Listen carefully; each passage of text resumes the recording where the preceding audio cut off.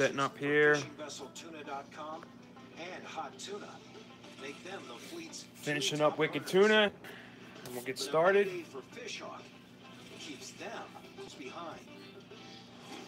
Tuna.com back in the lead. This is a storm coming through right now. You know, Duffy loves it. He's got to take advantage. Oh my God, this is awesome. I got Duffy up there getting himself clean and starting to get stinky. Yeah, Duffy!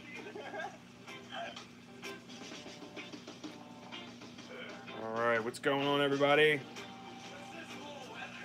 a little weather, nothing crazy.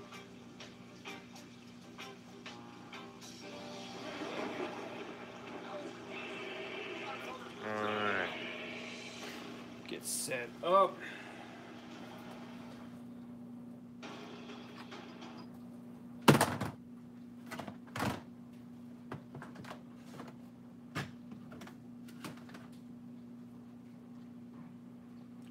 What's up, what's up? Alright, I got chat up. TV's off. Sounding iron's on. Alright, so let's get into this and we'll start figuring out what we're going to do. Now, we are going to do pretty much a full build here tonight. I did some of the easier, more common stuff that we'll go over here in a second. Actually, I was just finishing up putting on my last few motor screws. So we'll start here. We've got the FlosStyle frame. Okay, I ordered this from listen to me, quadlab.io. This is Kebab FPV, Bob Ruge, that guy, you know, he's making all them floss frames and everything. I built a floss, a hyperlite for floss, but I like freestyle, so I wanted to check out this frame here. So we got the frame. We got F60 Pro 2 2500 kV motors. These guys are freaking super sweet. Look at these things. I think these are gorgeous motors. I love that graphite gray. So that's cool. And so far we got the frame built. I was gonna do the frame build on here, but listen to me when I tell you this frame is like really, really simple. It's got two arms. It's got 5 parts, and the arms are the same, front and back. The top and bottom plate are the same. So you just line them up, and then you got this bottom piece brace here, and it literally just goes, you know, bolt. The longest bolt goes through, connects with this nut, small standoff. That's 4 of them, and then your 4 longest standoffs on the outer end, and then your 3D printed parts here on the front for the camera. I mean, it's that simple. It didn't come with any straps, so I added these on. These are my, you know, straps that I added on Pyro Drone. I got some grip on there, but that's pretty much it. We're pretty much ready to go. I mean, that's all I've done with the frame. Get these 2 screws off. Nice black steel hardware. We'll get this top piece out of the way. All right, so you can see. Actually, I like the color of these standoffs and all the hardware and stuff. So, and then also we're going to use this race wire. All right, since I had these motors kind of half already cut, so this is cool. We'll just solder it onto them. You know, the wires on. We have these kind of ready to go into the form one. We'll talk about that when we get to the components. And I kind of already mapped out my. All right, getting frame here. Duh. Already mapped out my connection situation for the boards. Now this is definitely a narrow frame. If you need to take a second and think about this, especially if you're going to use a 4-in-1. I mean, there's not a lot of space in there, so definitely take a second to look that out. So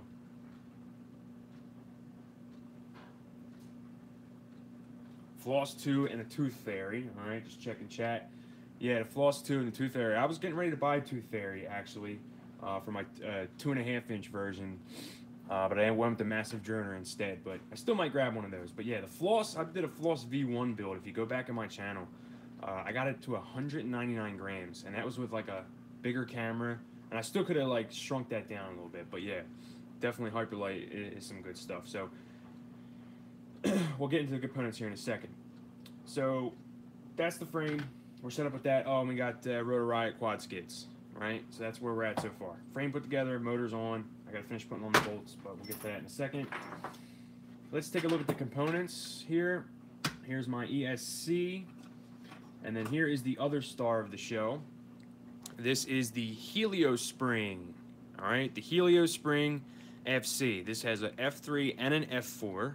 All right, so we're gonna go through and figure out how to connect this guy up. It's definitely got some unique things going on here, and we're gonna pin it out for the 4-in-1, and we'll talk about that in a second. The 4-in-1 we're gonna use, because I have it. It is a Bolt V2. Now I wouldn't recommend using the Bolt because the motor pinouts are different. Again, I'll discuss that in a minute. Bolt V2, but the pin header does fit and it has the right pins. So that is a cool thing if you want to connect these up. It's possible, and I'll explain it to you in a minute. Next, this frame is 100% set up for a micro camera. I was going to use the Monster, but we're going to use a micro Predator. Why the hell not? I love Predators. All right. We're going to use a Mach 2 because I want to check out the Legacy Smart Audio. This is supposed to work. This is the original Mach 2. So we're going to check that out. And that's pretty much it. We got a buzzer over here. And we got some antenna tubing. Oh, the RXSR. We're going to use an RXSR. So there you go. That's all the parts. We're going to get to that in a second.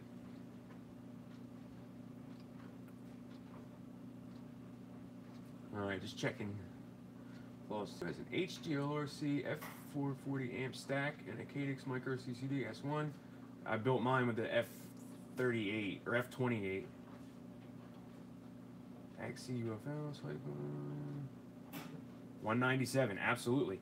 I did mine was 199 grams, and I had a Runcam Mini in it. I didn't even have a micro camera in it. I had a full size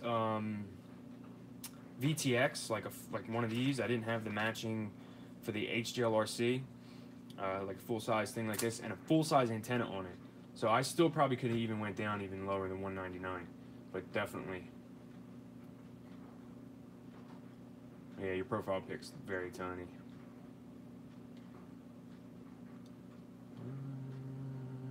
Race Day Quads has the NOS stickers. Check them out. That's pretty cool. VTX with 1200 milliwatt. Yes, 1200, 1600 milliwatt. I'm gonna call that the potential super overheater, because if you've ever felt some of these VTXs, they cook even at 600. But that's something cool that we can get into. But yes, heliospring. I know everybody is kind of. I just seen Barwell's video today about the heliospring. He didn't even have it. I have it. All right. We're going to use it, we're going to connect it. So that's that. Yeah, true. And once you're flying it around, honestly, you're going to get better heat dissipation with the air going through, but yeah. I'll probably just end up blasting my friends out of the sky with that, but definitely worth a look. For 1200 milliwatts, can't freaking beat that. Alright, I'm just gonna finish.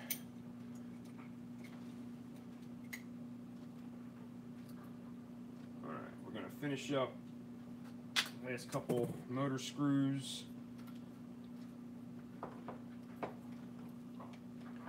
Now this, I'm using 8mm screws here because we got the quad skid, so that adds a millimeter. You got a millimeter there. 4mm there, so that's 5. So you got 3 to go up in your motor, or 5. I don't know. What is this frame? Is this 4 or 5mm? It's pretty thick. I'll check it in a second once I get this last couple screws in. Where are we at here?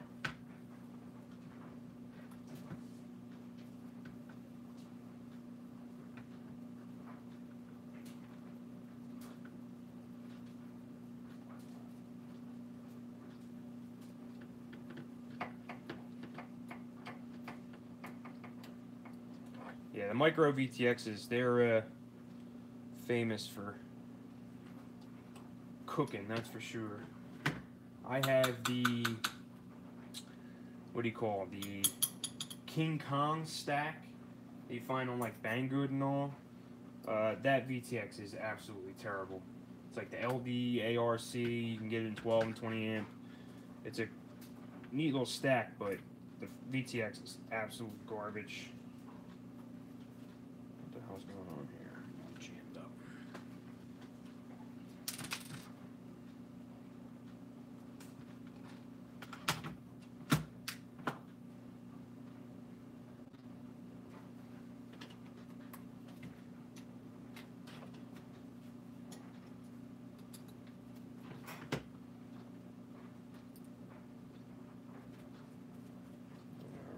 There we go. And I'm a 4-screw guy for sure.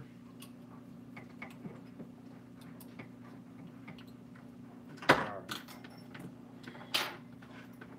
Next, let's see. Now this right here, these are the camera mounts that came with the board. And here's some extra. You get like one of each, extra of each thing, some extra screws. But I had these left over from my floss, and it kind of sets the camera back just like another millimeter or two back into the frame. So I kind of want to check this out and see if I like these a little bit better.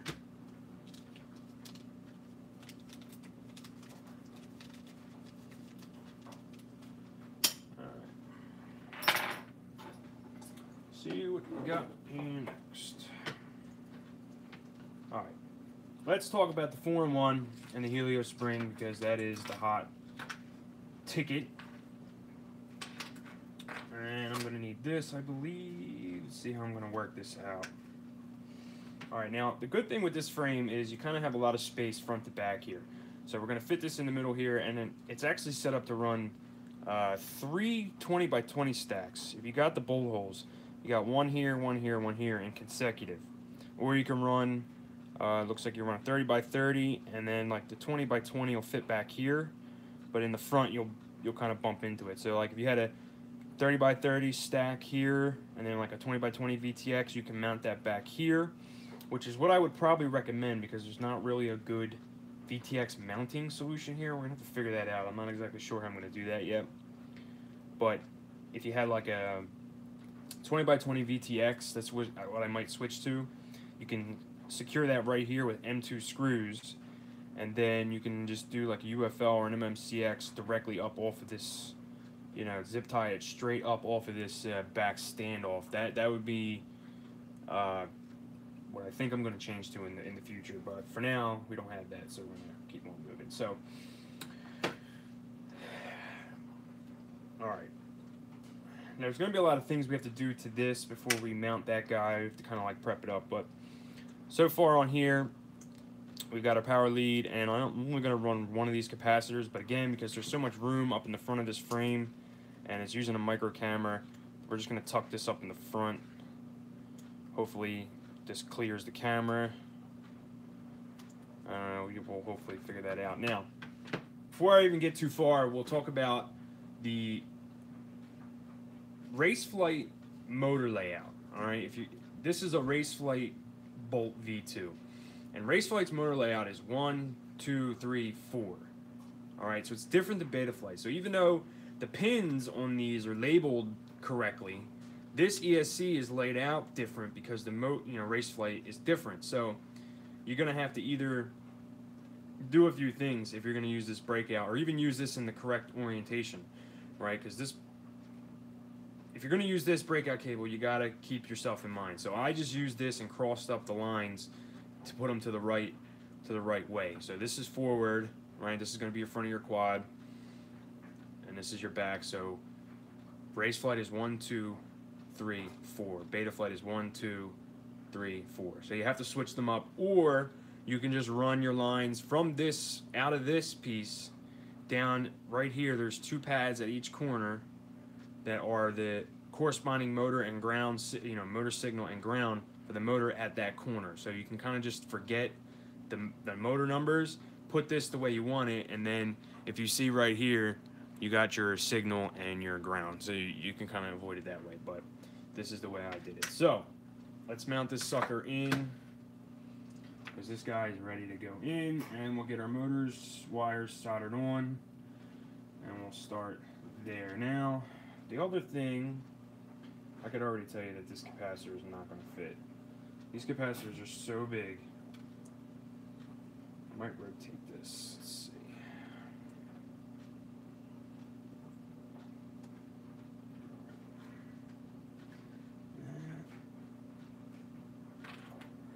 So these builds sometimes, yeah. This thing is so big. It's not going to work. I'm probably going to have to run this out onto the arm. But for the time being, I'm just going to take it off.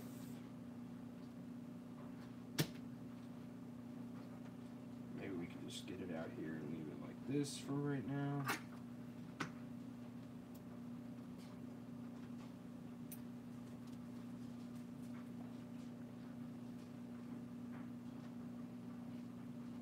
Now I apologize if I'm blocking up the angle of the dangle. Try to show you everything that we got going on here.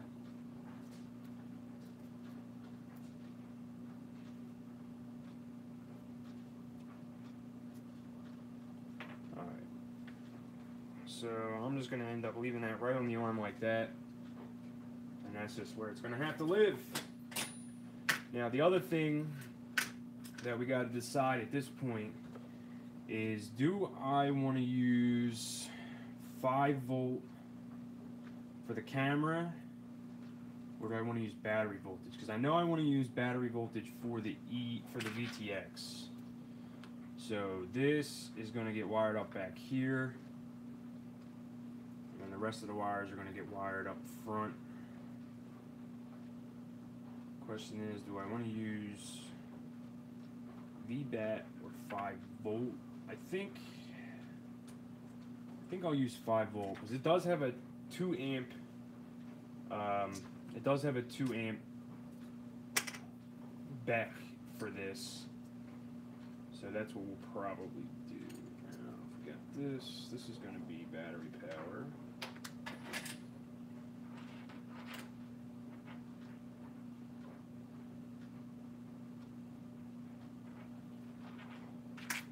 So we'll add our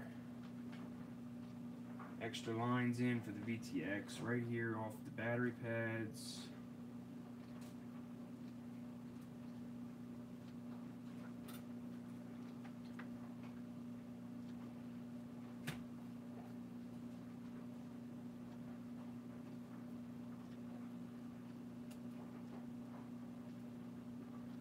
Alright.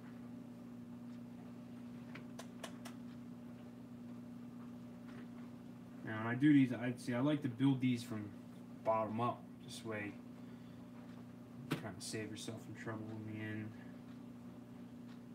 So I think that's all we're going to have to do there. Alright, so we got capacitor. Then we can just put the motor wires on and move past.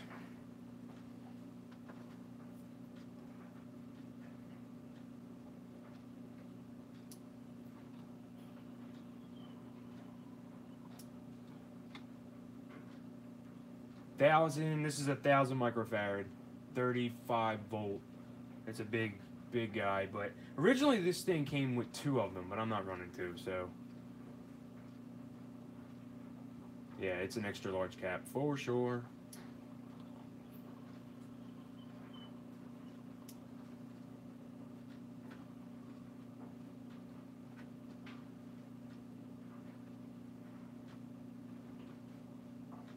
Yes, I agree with the voltage 100%.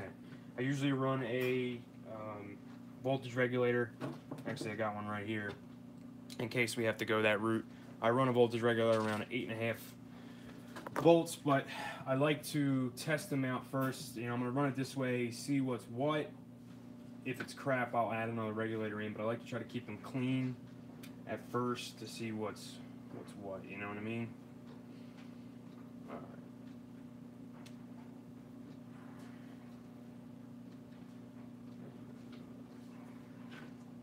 once we get these motor wires on, this all should move a little quicker.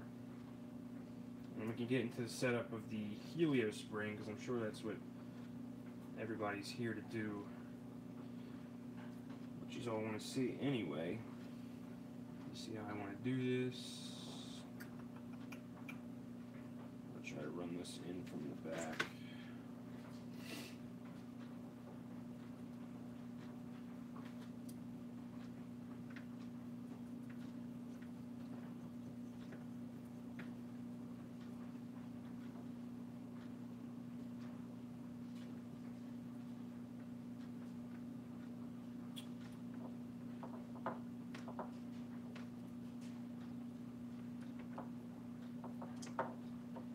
Typically, I don't run 4-in-1s.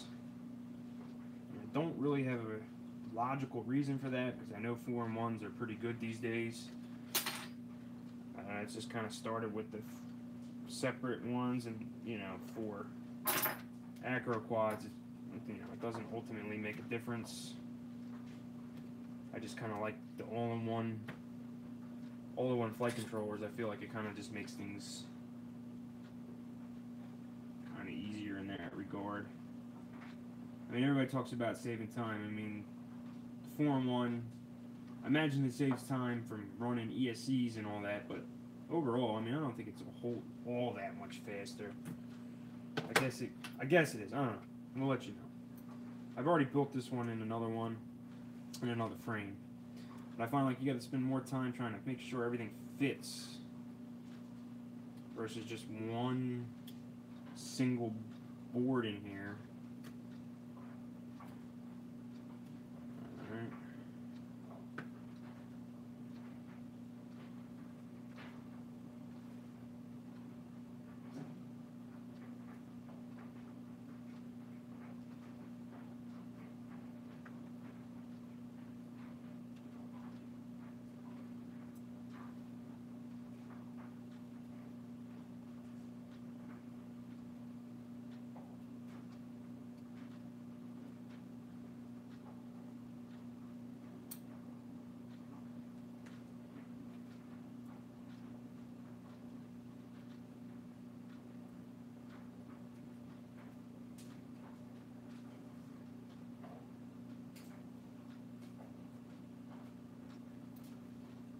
Alright. This will be nice and clean. This is the goal. Let me move this chat down over here.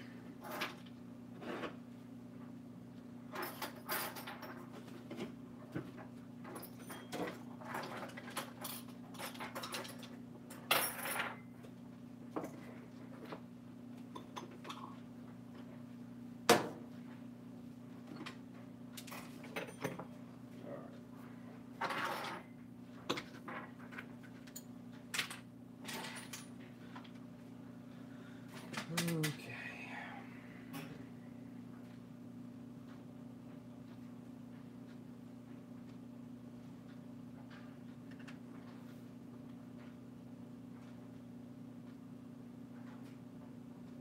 Yeah, diodes.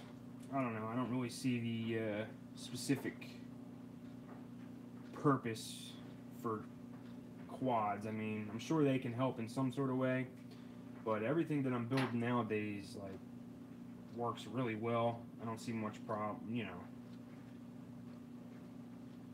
much of an issue to add anything else. Yeah, the capacitors alone are annoying as hell. They're just the big ass things just hanging off the side or wherever. It's super annoying.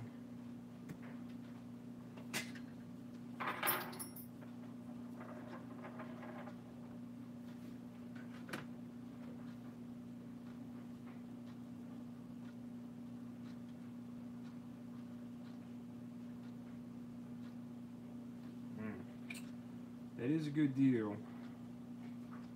I have the original Sparrow. I wasn't really that big of a fan. And I do have 16:9 goggles. I run the Sky Zones, so I can take advantage of the 16:9, but I tend to like a 4:3 camera on the 16:9 screen size.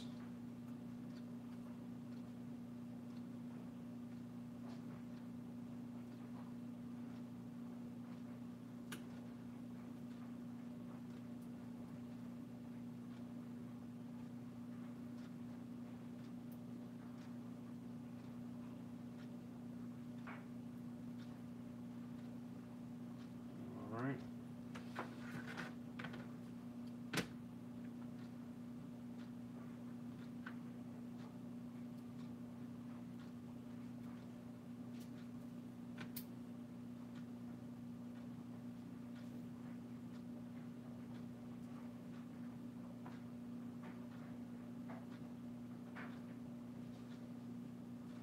Yeah, no, it's true. They are small.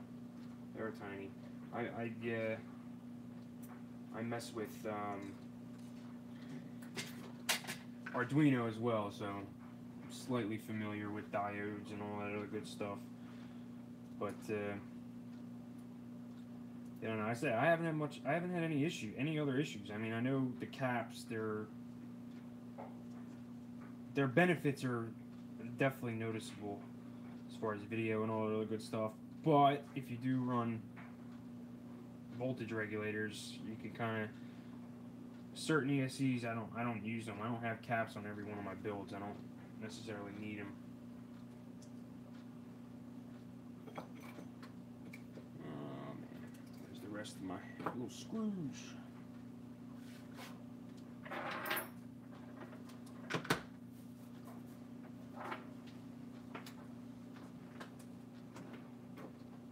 One more. My little black. There it is. Found it.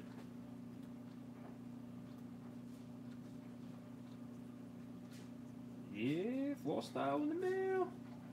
These are the F60 Pro 2s. These are the newer ones. The 20, I believe these are 2307, if I'm not mistaken. 2500 kV.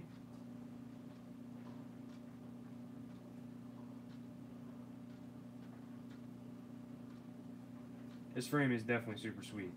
Like I said, my only complaint at this point, looking it over, is there really is no.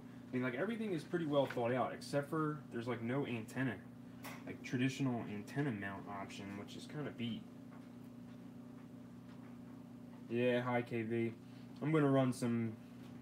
I got some pretty aggressive props coming in. I'm gonna run some 50-55s or 50-51s. Check that out. All my other freestyle frames have 2450 kV motors on them, and I run like cyclones and stuff like that. Everything seems to be pretty sweet. He made it for antenna tubes.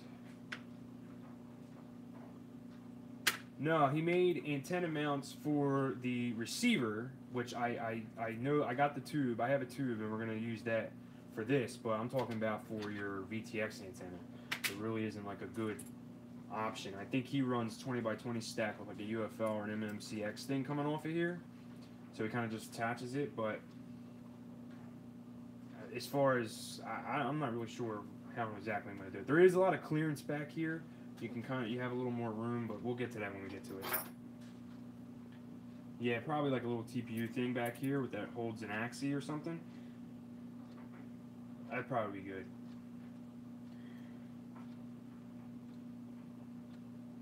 Oh yeah, you know what? I do have one of those somewhere, but that might not be a bad idea. Say, I've used them in the past, like these ones that go back here, and I feel like they just spin around and they catch the props and stuff. We'll get to that when we get to it, when we get to that part.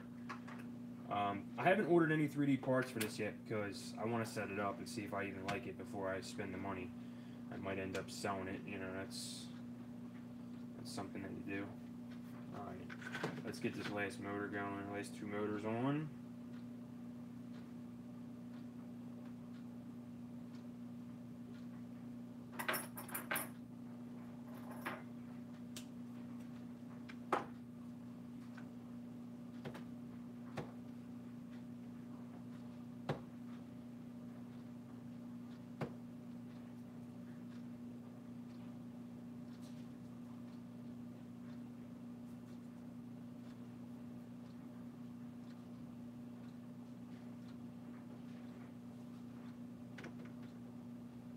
Little wire harness. Attaching to a wire. Attaching a wire to a bolt. Oh, yeah.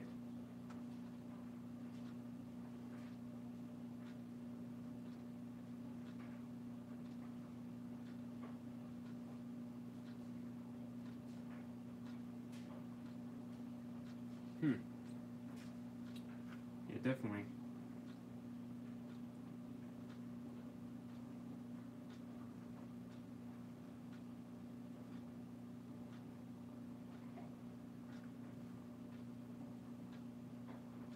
Bend the crimp apart. I think I kind of understand what you're trying to go for. I think I do. I have an idea. I mean, I kind of looked at it before. I think I have an idea. I can zip tie it through this battery strap hole and at least get it attached to get going. But again, I wish there was kind of a little better solution. I hope there's a 3D printed like axis mount or something. That would be perfect. Just something to go right here, right on the back. You know, the back two standoffs, and that would be bomb. I'll just go right in with the MMCX and be done. You got those new, is it True RC or what are they called? Those new tiniest little antennas. Big King or some shit. I gotta look for it in a second.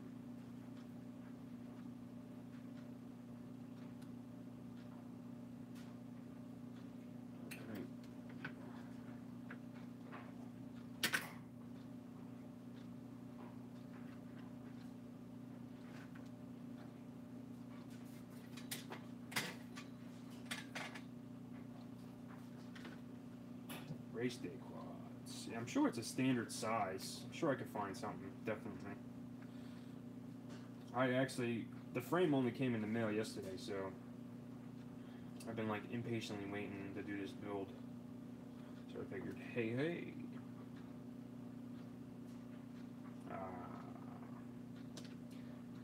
Listen, Brain 3D will pretty much print you anything if you can get a STL file for it. And I think this frame is going to have a lot of support, judging by the sounds of things.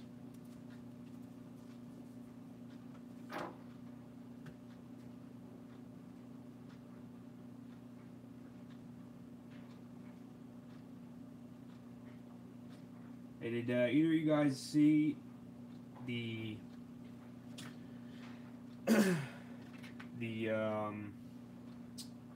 you know how hard it is to talk and build at the same damn time? This is really hard. I give Bardwell and these other guys a lot of credit. It's like, keep your thoughts in order without editing and all that good stuff. Yeah, what do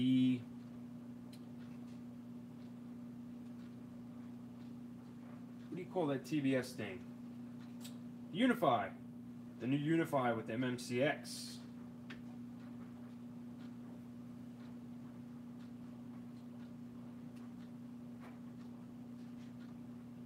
Yes, Unify. There you go. You're catching up. Unify with MMCX. I'm stoked about that because them UFLs, I am not a fan of UFL connectors, that's for damn sure.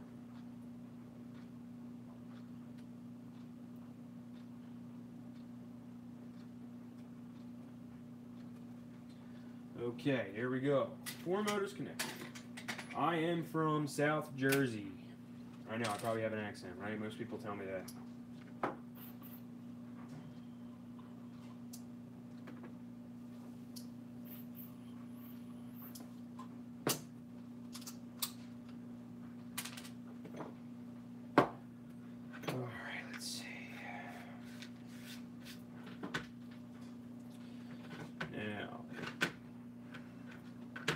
Front of the quad. Let's see what we got. Now we got to get into this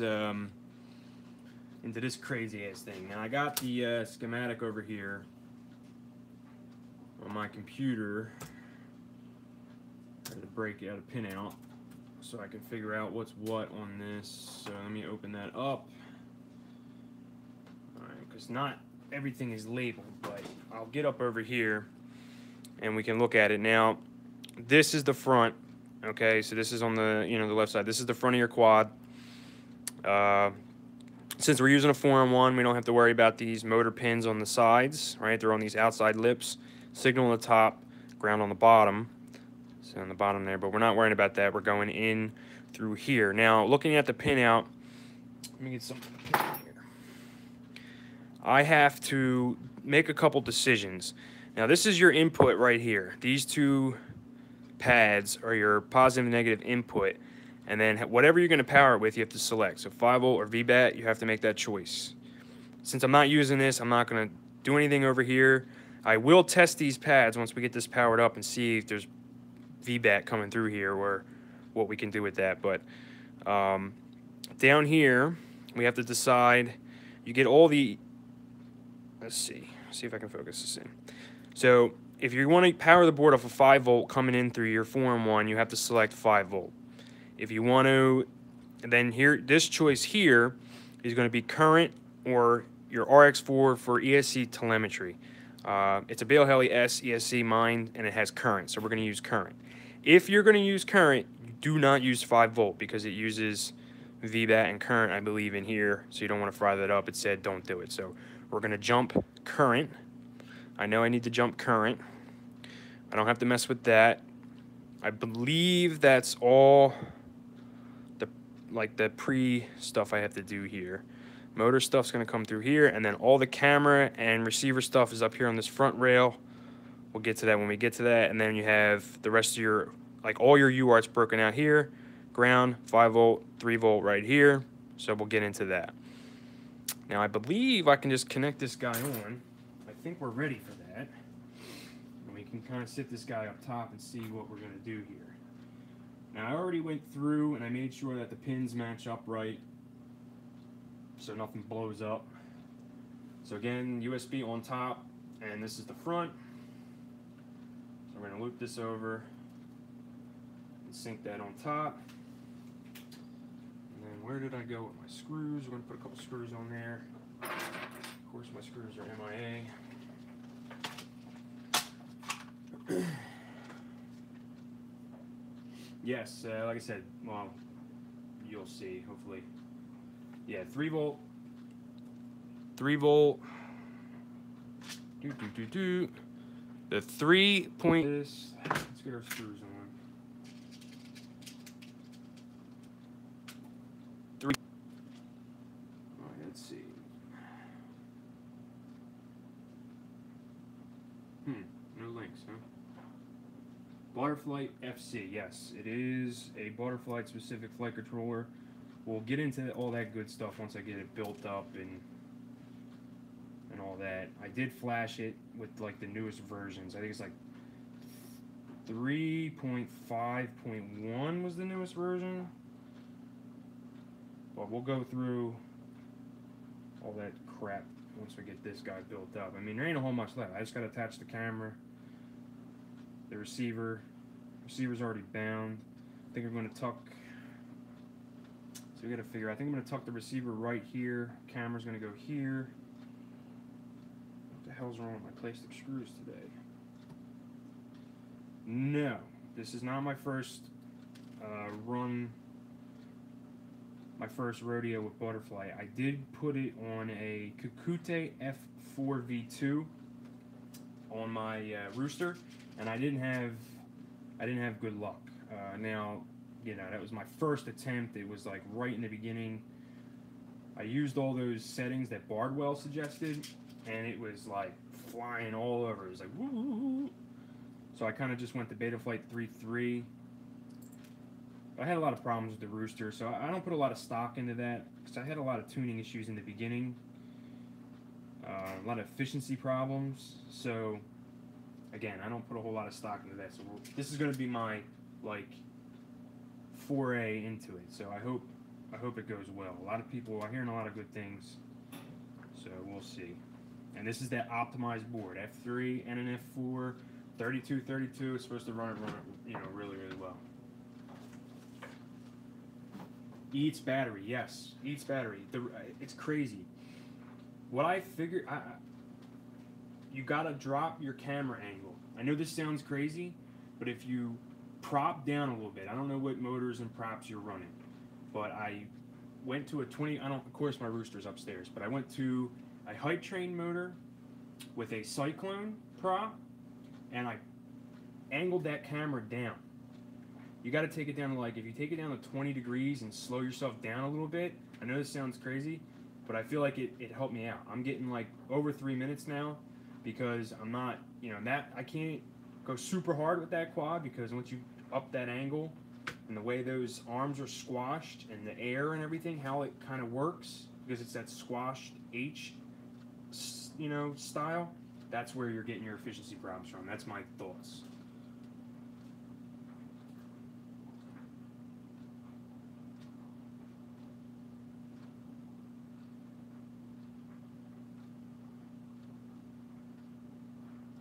He didn't notice how awesome it was. Yeah, I don't know. Who the hell knows? Steel silk motors. Yeah, that's a good. I like that. That's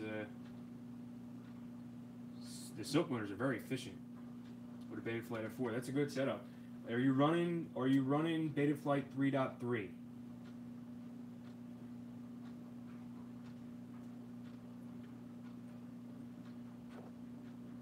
Yes. Yeah. I'm telling you, I had so many problems. I had these motors, these F62 2500 kV or F60 Pro 2s, on a wind dancer prop, and I guess my camera angle was like 35 degrees, and it was just like, I don't know, it was really fast. It sunk. I feel like it was dropping real hard, real heavy, like it was heavier than my other quads. I don't know. I don't think I have slow motion on. Nothing's touching your gyro on the Kakute, right? No, I have a cover. I have a cover over my Kakute, like a acrylic cover on it, so it's nice. It's nice and not messed with or touched. I have it worked out now. I actually have it flying very, very, very well. It's all kind of straightened out. In like 3 minutes. That could be because I don't. Where's live chat? See if that worked. I put it in live chat.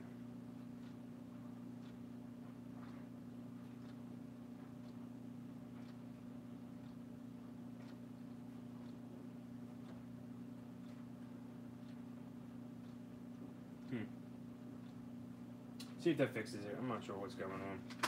I'm not super proficient in live. Okay, let's see where we're at here now. We've got motors on, boards on, connected. We will multimeter check this in a second. We got this over here. We're going to have to insulate that all up. Receiver. I think I'm going to start with my receiver. This is already bound, and I'm going to run smart port. Now, I like to run my receiver underneath, but because I had to slam this down, I might run this actually on top. There's probably enough space to run this up here, maybe. Or run it like that, once we get it all. See, I don't like that. Tell you what, I think I'm going to pinch this guy down in between these two frame pieces, in between these two. That's what I think we're going to do with it.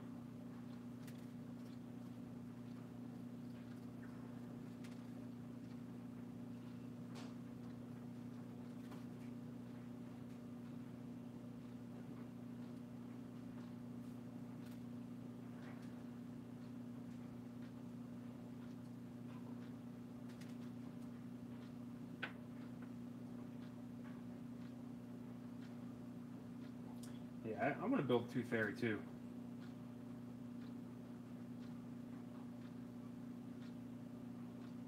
Oh yeah, that cheap kit that he was talking about, with the motors and everything, for like $129. It's pretty dope. Alright, so we got ground, power, smart port, S-bus, and I like to pull out this white wire. This is the S-bus in. I just pull this bitch out because I'm not going to use it. So that's gone. Where did you little bastard? Where did you go? Right here. Everything's so damn tiny.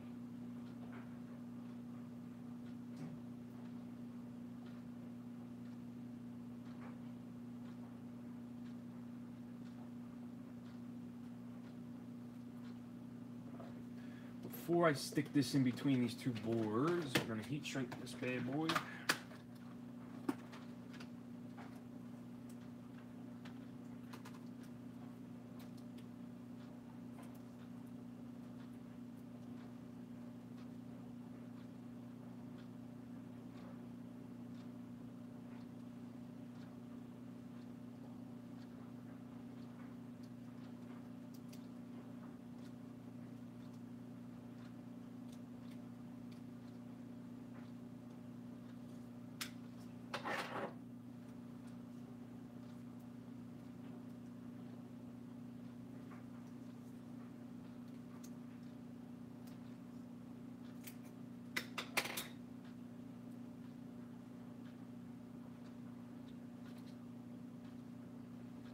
I actually built a 6-inch with a floss V1 frame.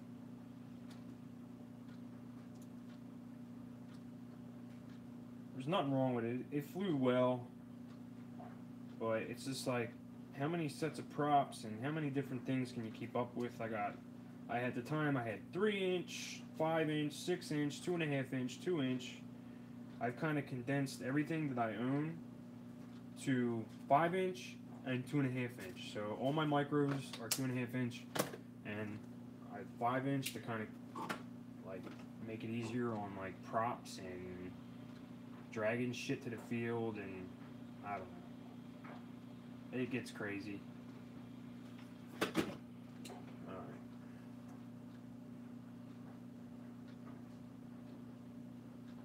So this, we're gonna squash this bitch in here. Flip this back over.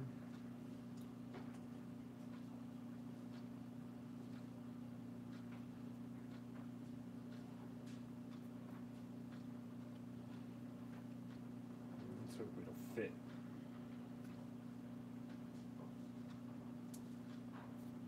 Sweet.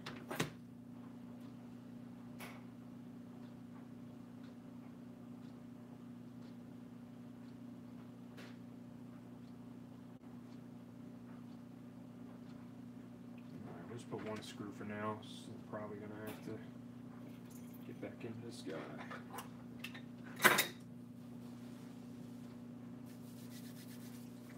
2.5-inch, I'm super addicted to it myself. I've had 3-inch with 14 size motors. I've had 3-inch with 11 size motors. I just think 2.5-inch, like, for efficiency and, you know, agility, it's like a good like mix overall. You know, I'm having fun with him. Me and my buddy, we race him. You know, he's got all kinds of crazy shit. He's got the super light flosses and plus frames and shit. So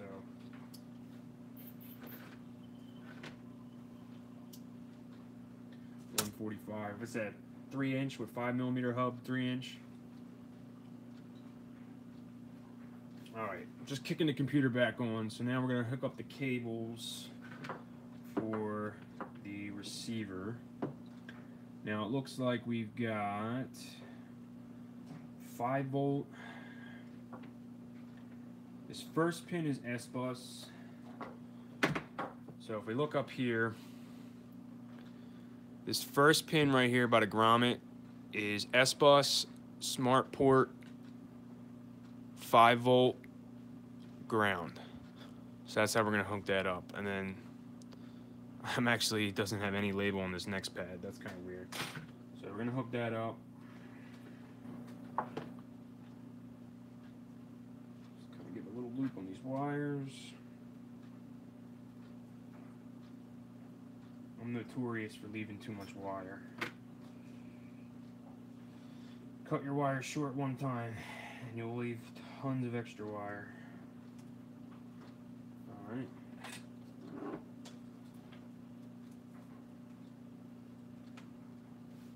What? GoPro mount?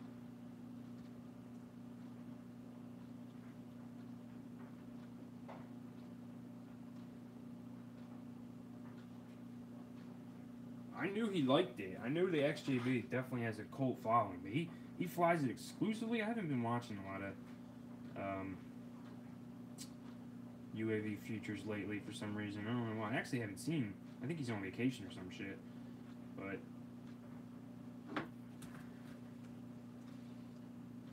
so got this first pad. Like that.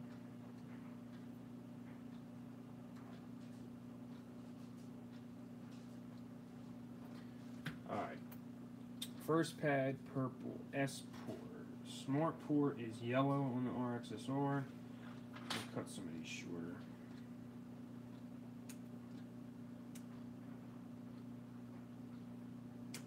Alright. Smart port is yellow. Now these pads up here in the front are supposed to be already inverted and everything for us. So we shouldn't have a problem. We're just gonna have to figure out what they are, I guess. Because I'll have to read the thing over here. So I do not know that yet. Alright, so we got smart port first. PPM, S bus, I bus, DSM2 is the second pad. Smart port 5 volt, then ground.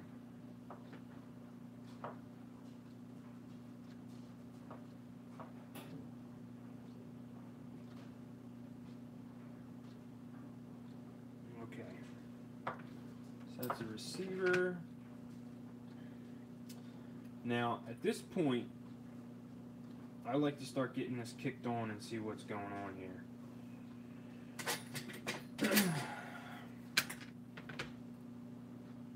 Alright. Before we plug power into this bad boy, we're going to go into butterfly, excuse me. I'm probably going to say betaflight about 6 times. Because at this point, all we're missing is video. Awesome. The receiver kicks on with USB. Love that. Absolutely love that. Let's go to butterfly. Absolutely love that.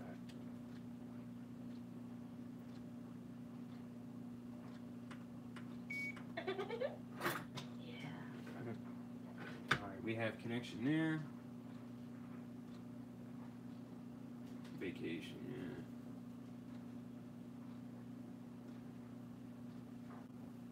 Yeah, I'll have to check that out. I haven't even looked at binding flies like at all. Like, I have no idea.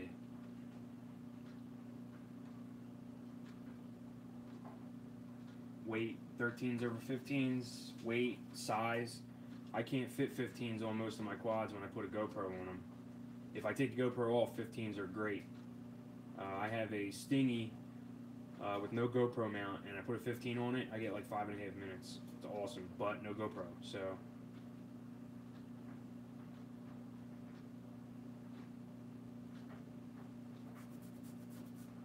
CNHLs are huge. They're huge batteries. No, the 75Cs, I got them for $21 last a year and a half ago. 1,300 75Cs. That's my battery, my main battery exclusively. Tattoo 1,375C. You get them on Amazon. I don't buy them on Amazon, but you can. Most places have them. Yeah, $21, $22, $23. Yeah, the CNHLs are all right. You know, good value for the money, but my problem with the CNHLs is once you hit that certain point, they sag so bad, worse than any other battery. Like even my 650 CNHL 3Ss that I have, like I'll be looking at it and it'll say like 10.1 volts. Then I'll start to like make my way back, and all of a sudden it's 9.2 volts, 9 volts. Yeah, I kind of got off of those. Oh no, what is this? We already downloaded the newest one. Close that. Where is the newest one? No, that's not it.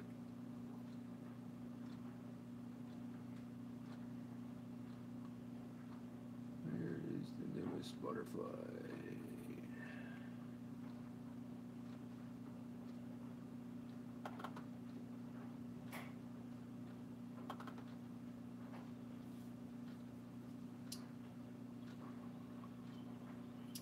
Yeah, there's a newer version newer butterfly, so gotta make sure we have that.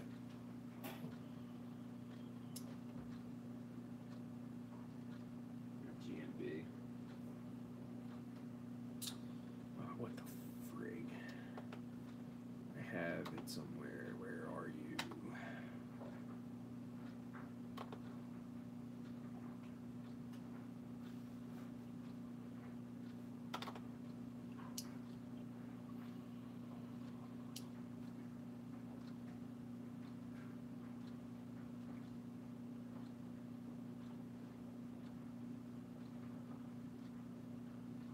Why is that in the trash?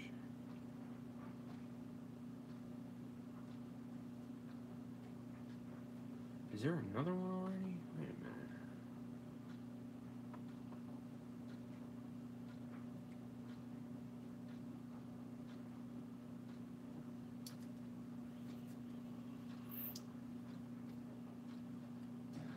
Alright. Gotta update butterfly. Gotta love it.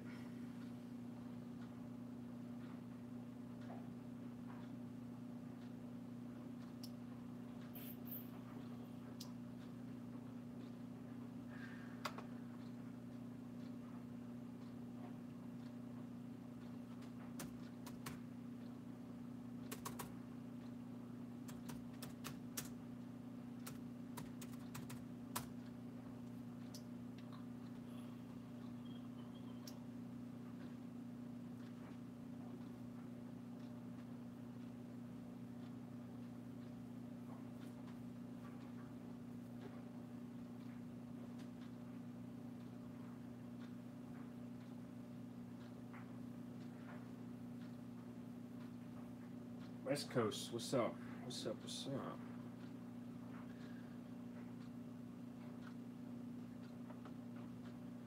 For real? You're gonna make this take forever. Alright, let's get on with this guy. Let's see what we got here. Let's start with this one while we're here. Alright.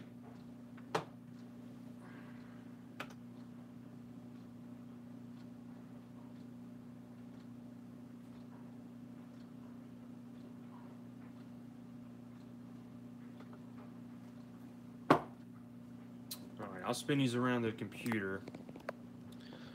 If you just want to see butter, flight, this is what we got going on. Alright, it's telling me to update again. Of course, I'm downloading the newest. But, alright, so this has got literally the stock upload of Butterflight on the heliospring, and it seems like UR2 is already selected as our serial. 3232, you gotta love that. So we're gonna check that. I got motors reversed, D-Shot 600. And we'll put a name in there. I think I gotta go now. Alright, it is set for S-Bus, telemetry, air mode, OSD, anti-gravity. Here's that legacy support for smart audio on the old VTXs, so that should be cool.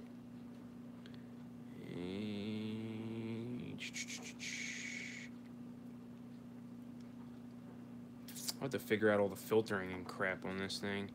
Alright, let's go to receiver. Let's see if we got some. Alright, I like that. Roll, pitch. Seems like we're sitting okay. I have to do a little fixing in there.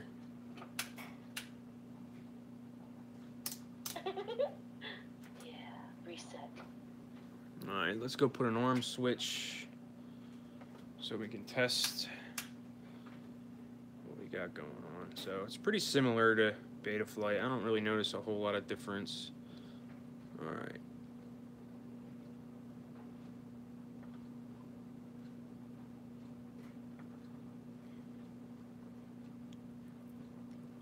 Alright. We'll mess with all that. And we're going to do a motor check once I actually plug this guy in.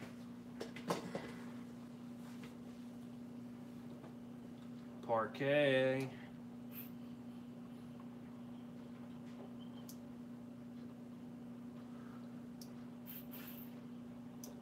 Yeah, Lucky you, California. See, over here in Jersey, it's like the weather is such a friggin' ball busting thing in the fall because we come out of winter, right? So you get really cold days, and then you come out of winter and you got rain. A lot of rain here in April. And then whatever day it's not raining, it's windy as shit. So like I got wing stuff going on, some wing, flying wings and planes. You can't do any of that crap. It's like, haha, joke's on you. Good weather, but here, enjoy some wind. All right, let's go back to the table. So I'm gonna check continuity, and we're gonna get ready to plug this guy in.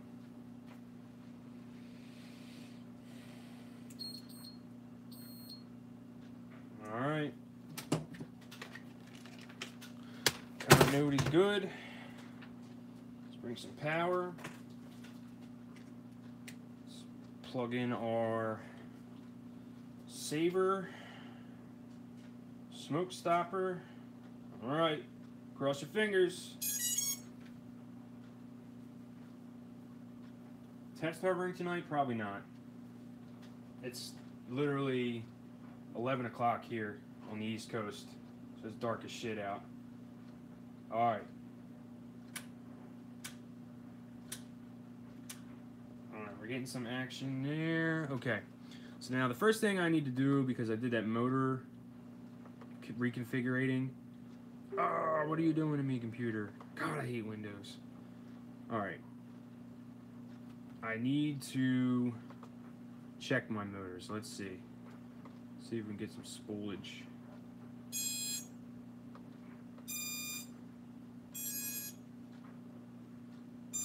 Ruh-roh. Runaway takeoff prevention temporarily disabled. Temporarily disabled. So my guess is I got some motor situation wrong. That's gonna be my assumption here. Let's see. Disconnect. Connect. Motors. I understand. So motor 1. Runaway takeoff prevention temporarily disabled. See, I thought this. Moving the sliders or arming your craft with a transmitter will cause the motors to spin up in order to prevent injury and move off propellers.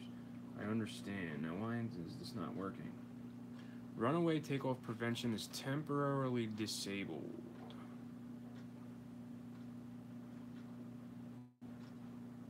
What the hell does that mean? Runaway takeoff prevention. Where do I find that? And why is that disabled? How do I fix that? How do I check one motor at a time if you don't let me?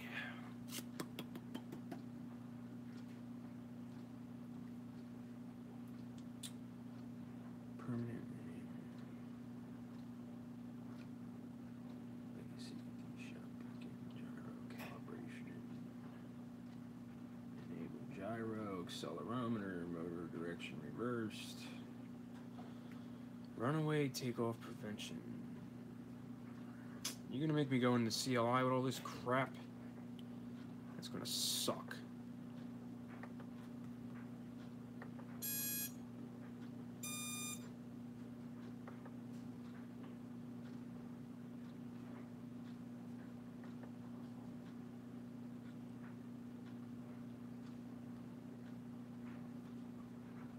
RC interpopulation. Black box OSD pit tuning. As far as I know, that anti flip out thing, it's, oh man, I'm gonna need to get me some education on this shit, let me tell you. What the fuck?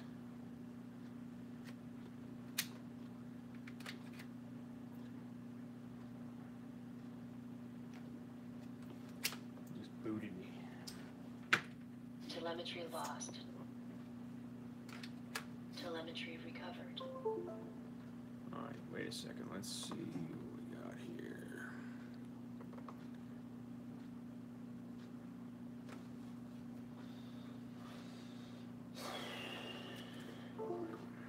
Telemetry lost. My guess is I got the motors wired wrong or something. Telemetry recovered. We're not even booting up, so I definitely got some signal problems. Because it did boot up and now it ain't. Telemetry lost. Telemetry recovered. I know the receiver is connected. So it's gotta be with the ESC problem. Oh, you know what? Is it because Telemetry lost. I didn't select current, maybe?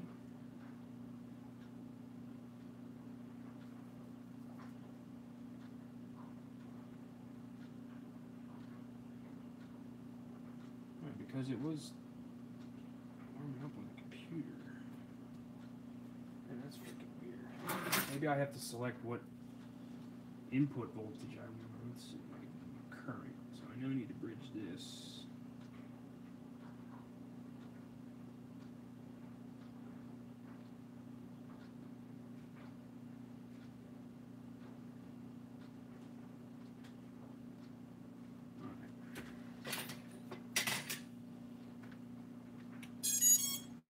Telemetry recovered.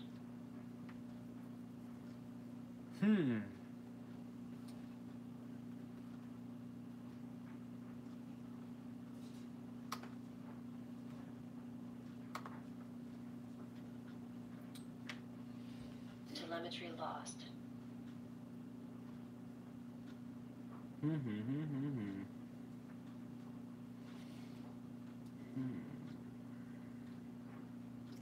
Now I know this ESC works with Betaflight and Butterfly because I have used, well, it worked with Betaflight because I have used it before. So it's gotta work.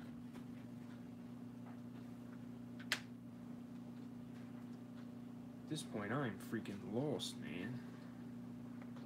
Alright, downloading the newest Butterfly, so that should help us out. What the fuck?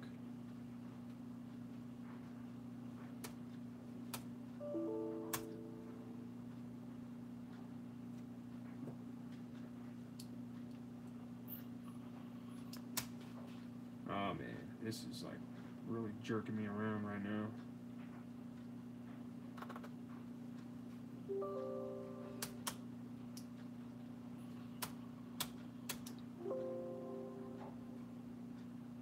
Missing some elements could not be removed. They could be removed anyway.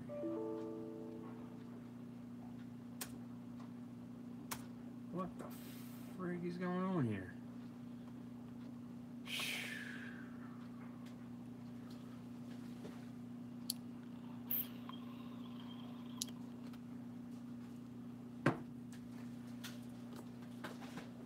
Alright, we're about to be flashing the Betaflight real quick.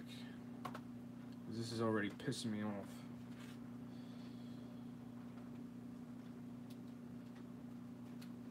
Telemetry recovered. Alright. Connect.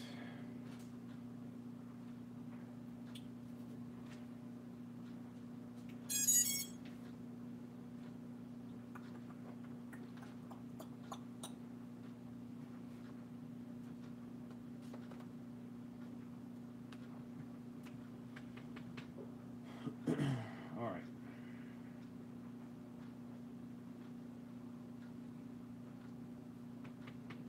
So, at this point, ESC is getting powered, but the signal is not, the signals are not getting into the flight controller. That's the only thing I can think of at this point, because it's not booting up. And I know the receiver is responding to, it's definitely getting the signal from my transmitter. So, what would be causing that? Power's getting in fine.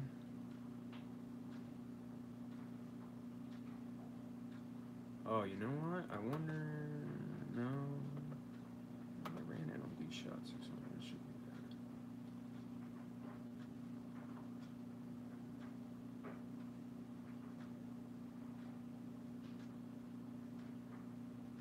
know. It's not even initializing. Like, you know, the beeps that you get, like, it's not even initializing. Like, it's not getting signal. It's not getting the signal from, like, there's no ESC connected to it, or this ESCs aren't getting the signal back from the flight controller. Something ain't right there. I don't know what. I know the receiver is right. That should be all I need. Yeah, but it's the second set of tones. Alright, so check it out. Let's disconnect from Butterflight. And I'll even plug in a different quad and show you. So I'm gonna plug it in. Telemetry lost. Telemetry recovered. It's the next set. It's not basically like the ESC is not getting anything from the flight controller.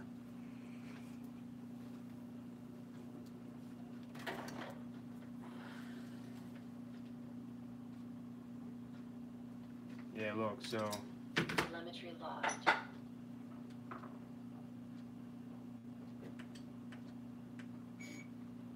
Angle mode. Engine off.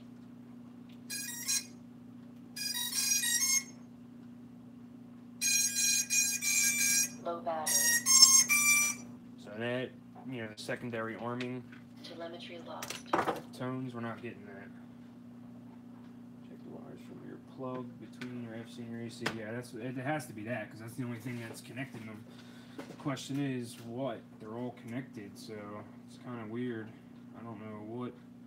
I mean, it's getting the power, so that's not a problem. You got power, current, ground, and then it's just 4 motor wires. They're connected. So the question is, what the hell? So it's power is coming through this and getting to this. So the question is, what am I missing? What's the problem?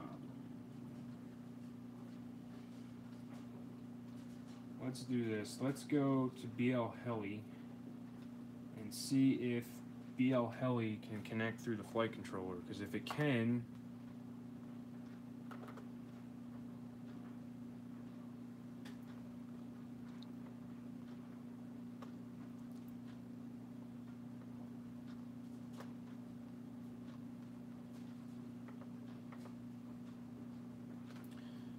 if it can talk to the ESC through the flight controller, then we know it's something else.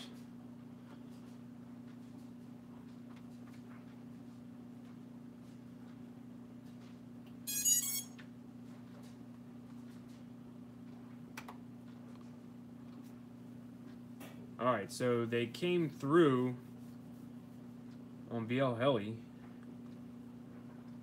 1, 2, okay, so it's not getting the signal from ESC3. So check this out. Check this out. So it's not getting a signal from ESC3. So that's got to be the problem. So it only reads 1, 2, and 4. All right. So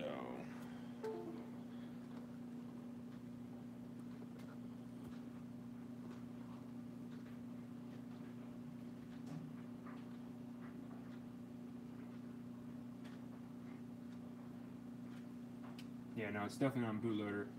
We, hopefully you'll see the video in a second. It's 3, so gotta have a bad connection in here. 1, 2.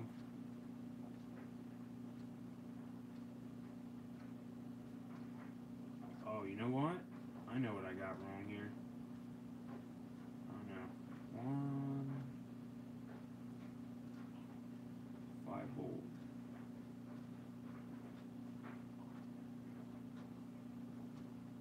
One.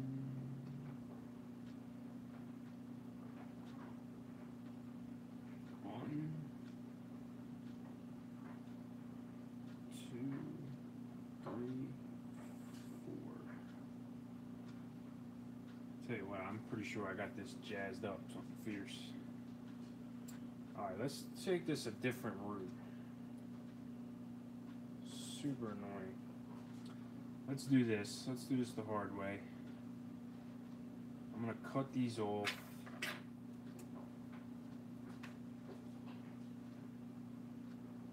I think I got the layout wrong on this pin header, but we can attempt to fix this. So, like I said, we got these signal pads that were in here for the whatever motor you want. So, like, I don't care about the numbers coming out of what Raceflight thinks. We can just tell it whatever corner is the right corner. Alright, so we got these 4. Alright, so this yellow wire is 1, 2, 3, 4. So let's start with yellow. Let's tin these up.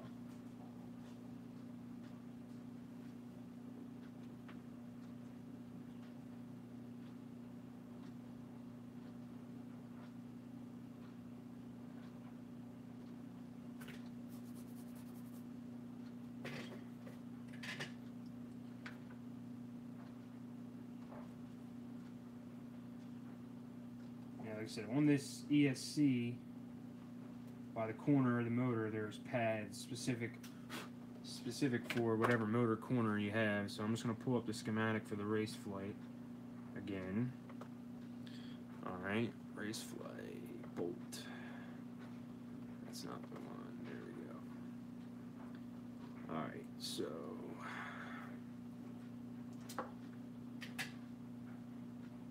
motor 1 signal is on the inside.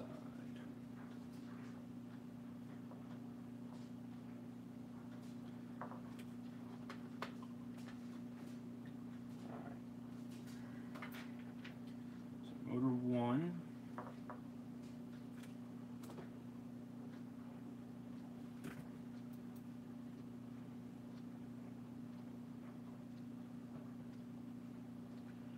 Motor 2 is this one. And motor 2's signal is on the inside as well. Now we're getting some tricky shit.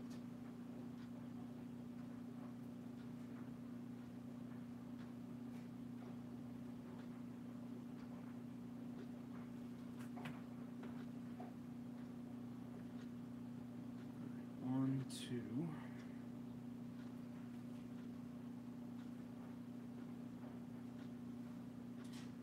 Yeah, I think my signal wires were crossed up wrong.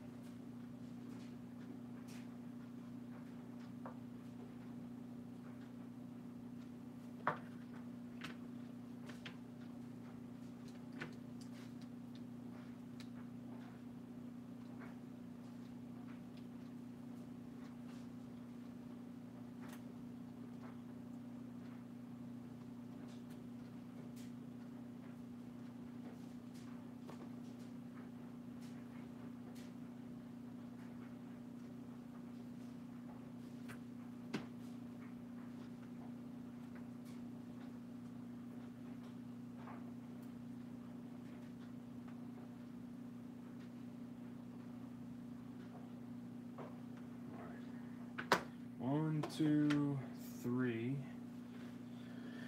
Alright, these ones are on the outside.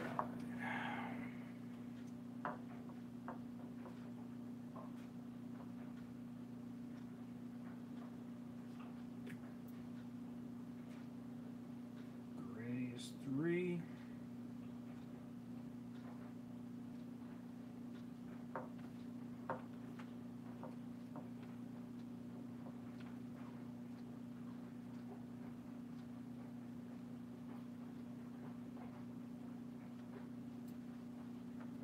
Four. Is this other red wire?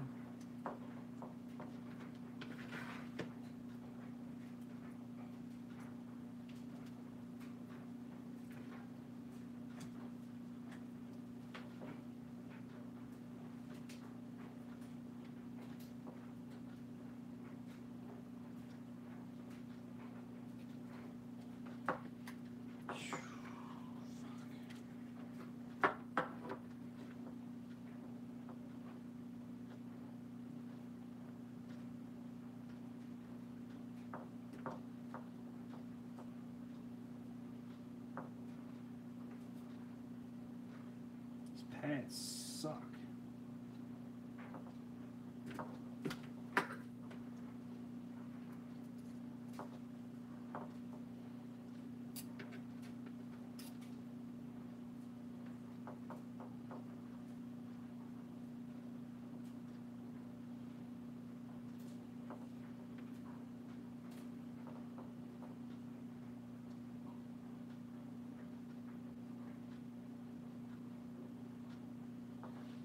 Alright, let's try that.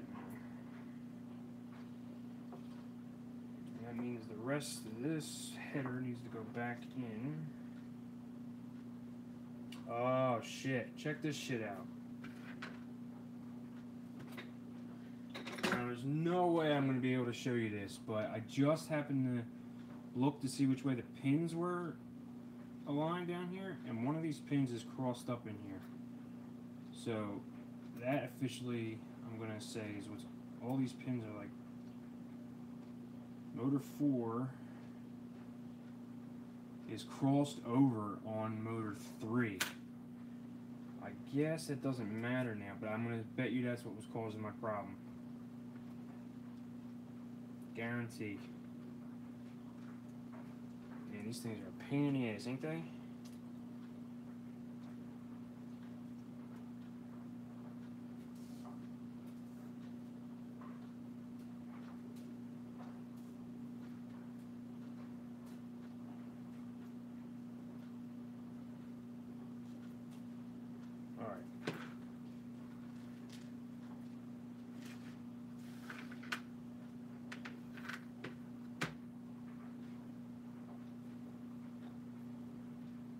Alright, so there's no way I'm going to be able to show you, but in the pin header, so let me try to show you with something else.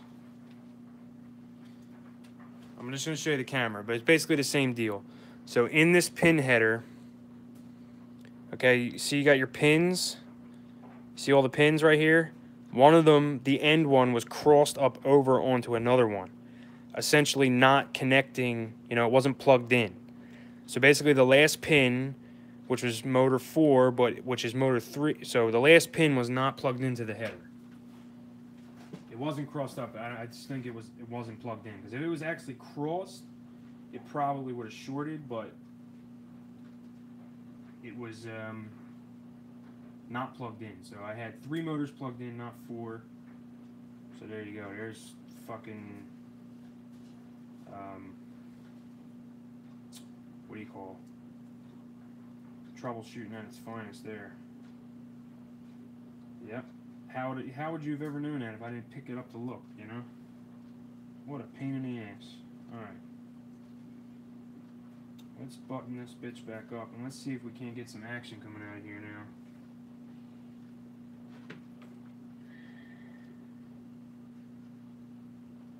Alright, so now I got the signal lines manually connected.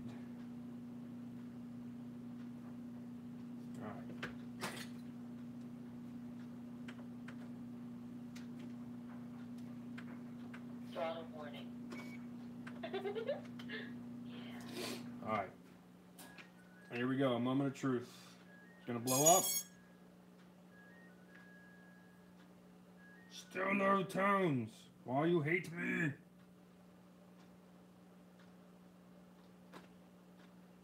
Son of a bitch.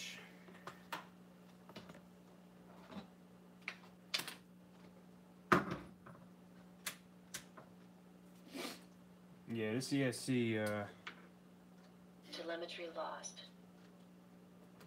Telemetry recovered. I had it on another build. It should have the newest of the new. Alright. Let's read the setup again, see what it's telling me. Could be the signal line. Huh. Now it's not even reading anything at all.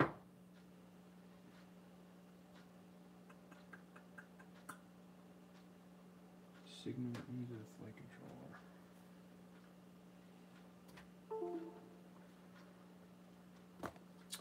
Alright, so I went back to BL Heli. Telemetry lost. And now it's not reading anything at all.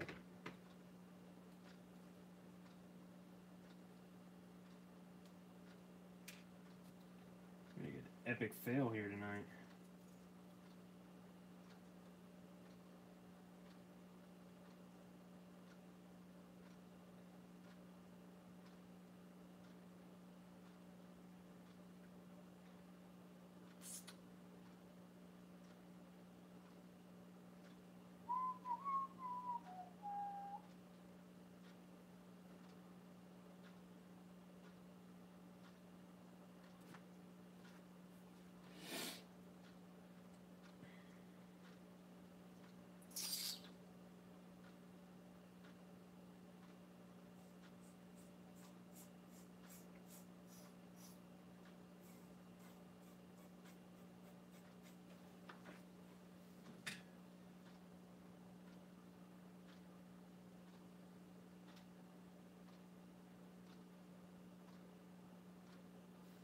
I am positively clueless at this point. So that didn't fix it. The pin header.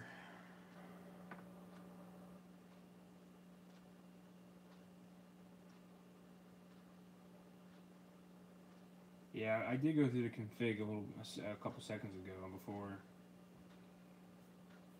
And I didn't see anything sticking out. Like I said, I've never had... See, this is why radio... I'm getting good radio link on the configurator. Everything's moving fine. But this is why I use separate ESCs. See? See? Just proving myself...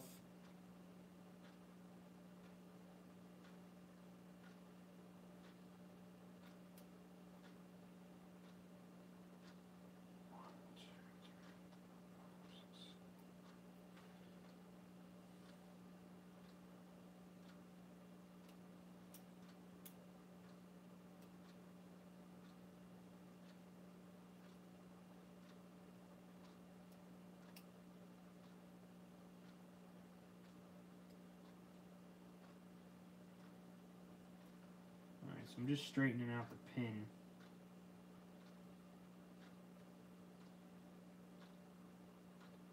In here.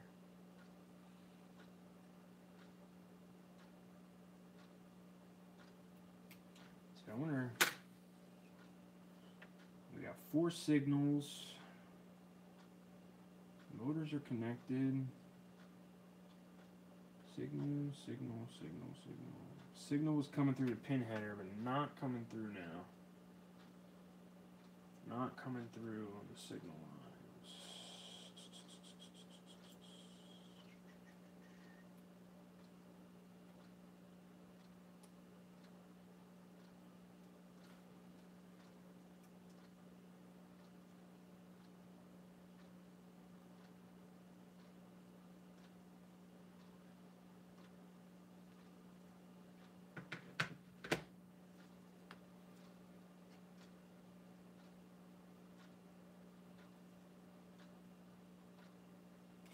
I'm sure it doesn't help that I'm using a freaking race flight 4-in-1. I'm sure it's not helping me at all. I'm sure it's like causing, because it ain't right. You know what I mean? Telemetry recovered. See here, the telemetry.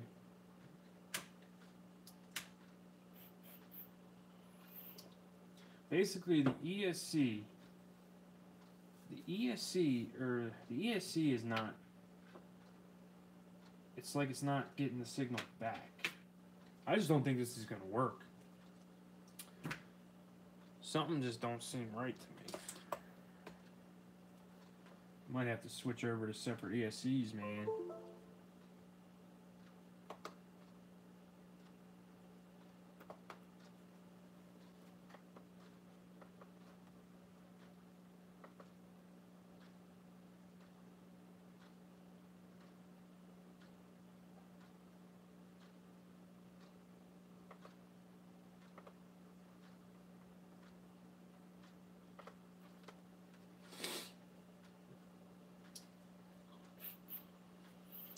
Yeah, it could be a dead.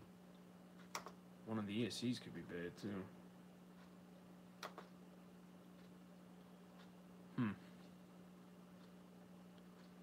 Connect power to the ESC. It's got power. So now, information's not going through here at all now.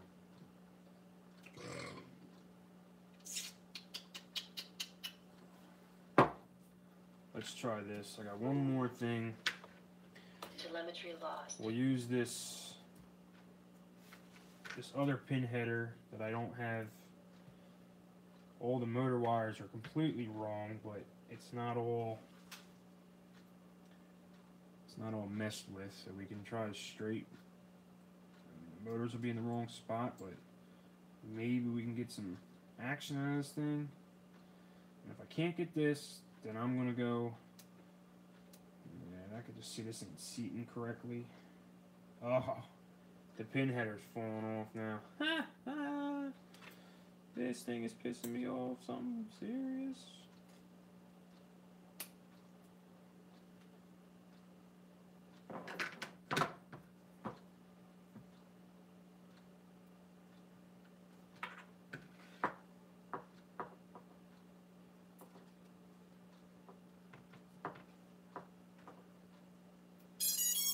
Telemetry recovered.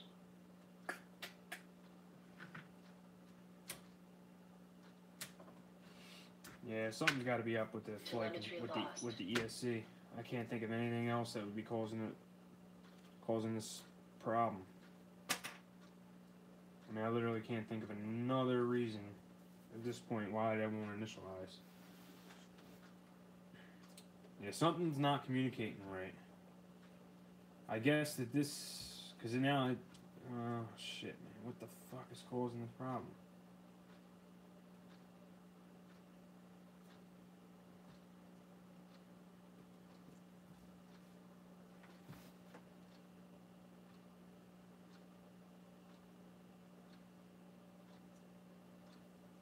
I got no clue.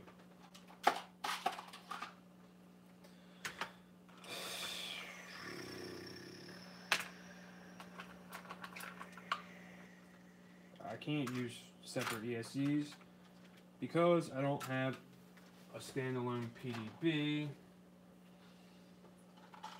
I don't even think. I don't have shit.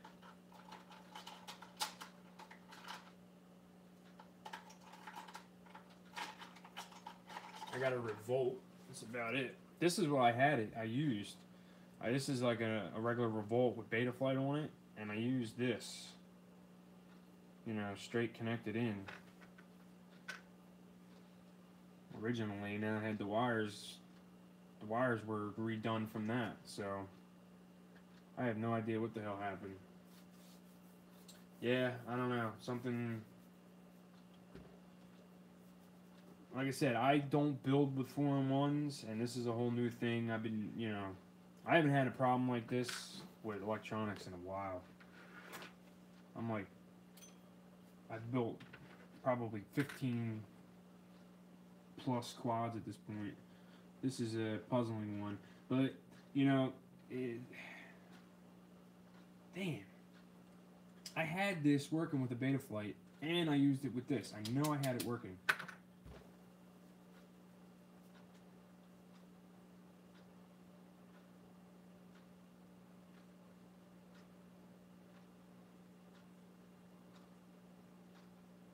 No, I said in the beginning, if you see, where the hell is that other pin? This one. I had it already taken apart because they didn't line up exactly. The motor layouts, because this was race flight, and this is, you know, beta butter, whatever.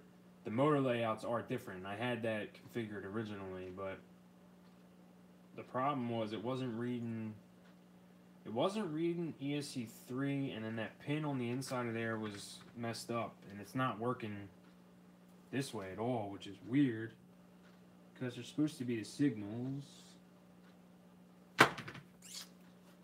Weird, man. Weird, weird, weird. Looks like we ain't getting this thing going today. Yeah, it just says signal, capacitor, current monitoring, voltage monitor, feedback, 5 volts ground.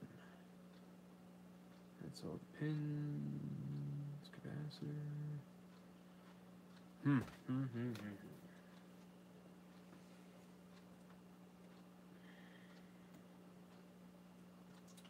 Yeah, I don't know if that. I don't think that's going to be. I don't think that's the problem. Because, like I said, when I went into BL Heli, it was only reading 1, 2, and 4. ESC 3 wasn't reading, so there was a problem outside of beta, butter, race flight, whatever. Being the fact that that was weird in BL Heli, and then after, even when I hooked it up this way, it wasn't reading anything at all. So yeah, I don't know. It's something with this. It's definitely something in the ESC. It's definitely worth a try, but I don't want to run this on. I don't want to run this board on Betaflight. To take advantage of everything it has to offer, you got to run it on Butterflight and figure out all the, let it run the 3232. That's the hot ticket. You know what I'm saying? That's the hot-ish. All right. Well, at this point, I'm gonna start taking this apart. So I'm gonna, before I go too crazy, I'm just gonna order a proper, 4-in-1, maybe like an Acon or something. Try to find a 4-in-1 that has the right connections, because this is still good. Or not. I mean, it doesn't really matter.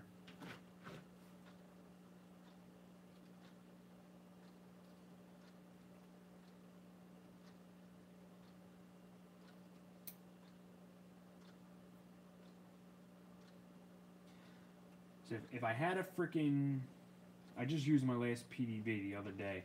If I had a PDB, I would just run. I have a full set of SpeedX BL Heli 32 ESCs over there.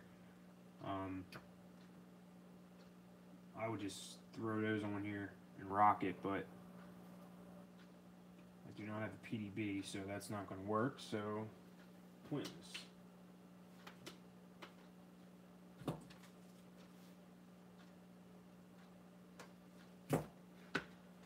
And since I'm ordering, I might order that new Unify. Even though it's only a race version, I'm sure the other one's coming down the pike soon. If it's in stock, who knows? Probably won't even be in stock. And I very easily could have had one of these crossed up or messed up on one of the MOSFETs or something. Also, who the hell knows? These things.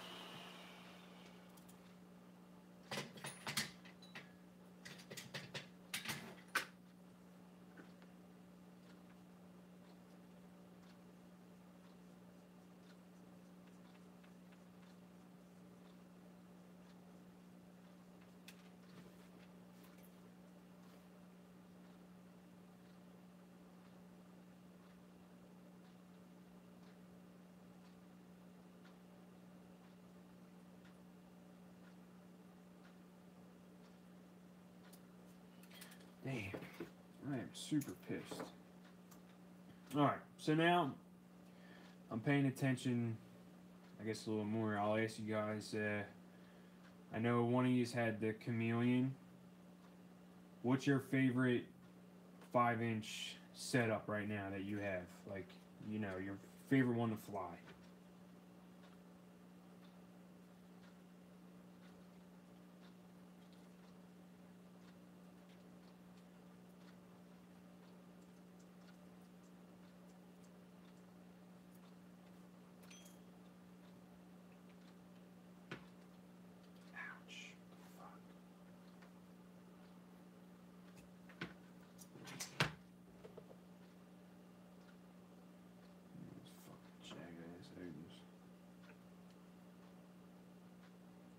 Transtech Frog. You must watch drone mesh.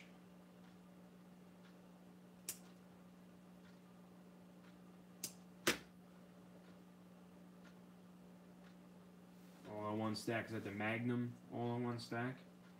Transtech frame, 2205, 2300 kV, red bottoms. That's an old school. That's like a classic. That's a classic setup there. I tell you what, I had those Emax white ones, those 2400 kV white motors. I love those things. Right on. I'm gonna go through this real quick, and then I'll show you my first good build, but it's definitely not my first build. My first build is a long one. I built tons of frames and tons of quads at this point. But I'll show you the one I've had the longest and is my favorite.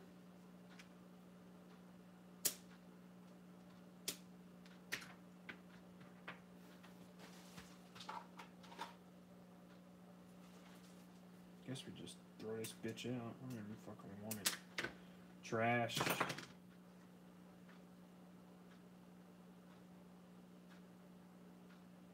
I'm gonna try to get the NOS can on here somewhere. Yeah, these are cool, ain't they? Just a little something, something.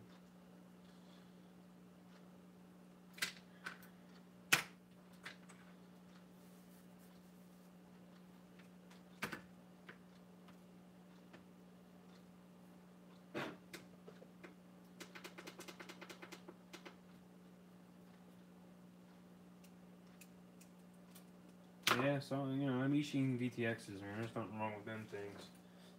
That was my first ever VTX that I ever used, like a real deal one. Oh, man, I got shit everywhere.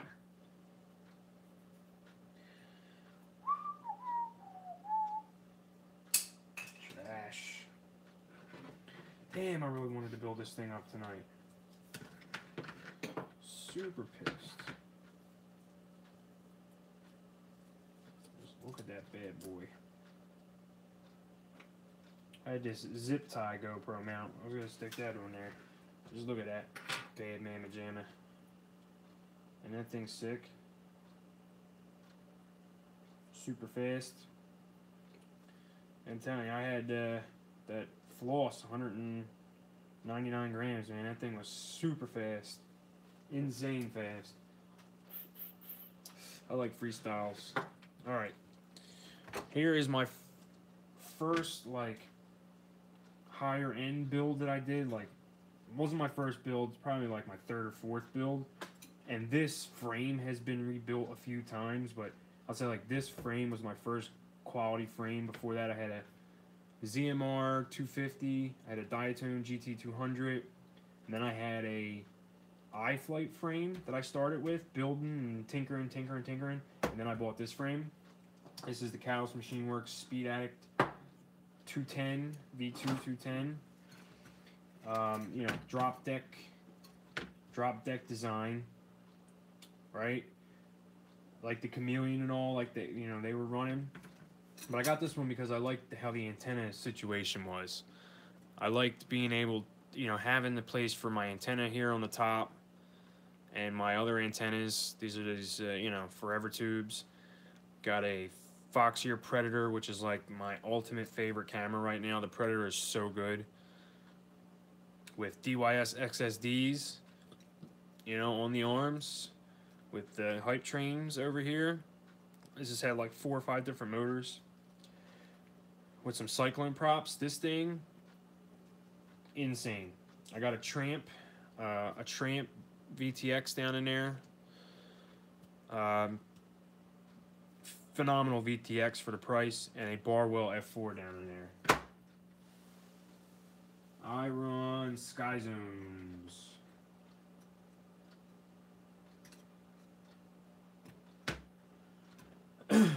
Yeah, this frame is, I love this thing. I mean, awesome. Say, like, they figured out for the XT60, your antennas, everything is, like, figured out.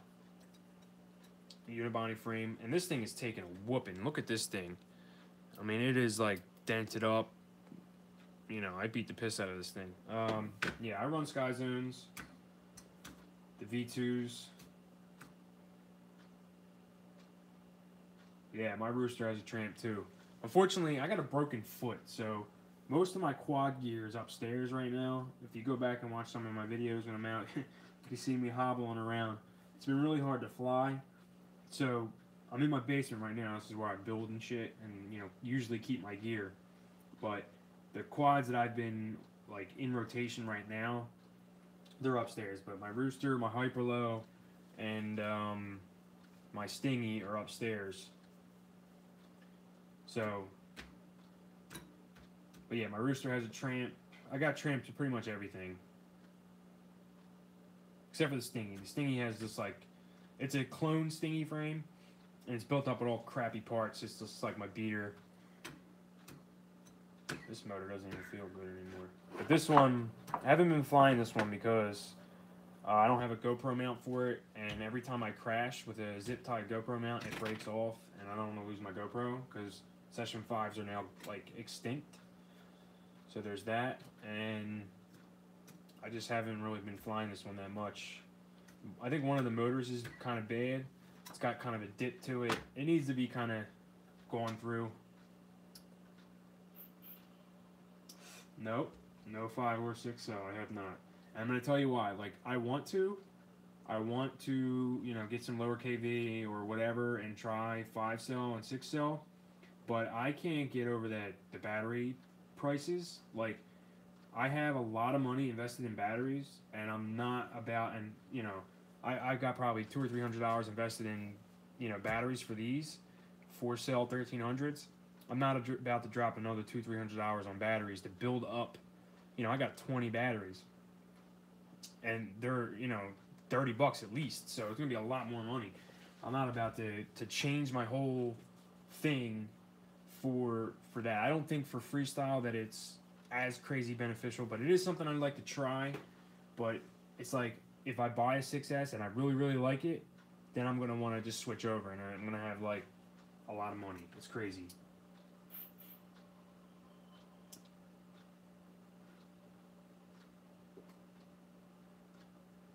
Yeah, no screen. You got to run tramp telemetry.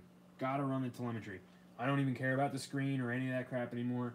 Run tramp telemetry. It works great. Flawless every time if you have it hooked up right.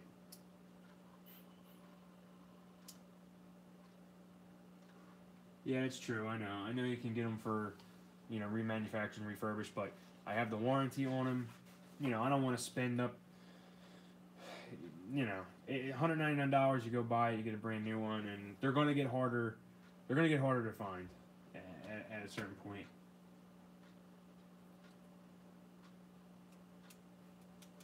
Yep, batteries, 5 and 6 cell. Their prices are going to be up for them. That sucks.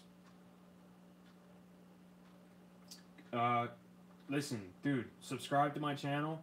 I have a video on hooking up a tramp telemetry, you know, hooking up a tramp flight controller, the full deal. You should get a good, you know, enough information to get you going. It's so awesome. But yeah, go back, check out. I have a video. It's super easy. You literally take. I wish I could take this apart.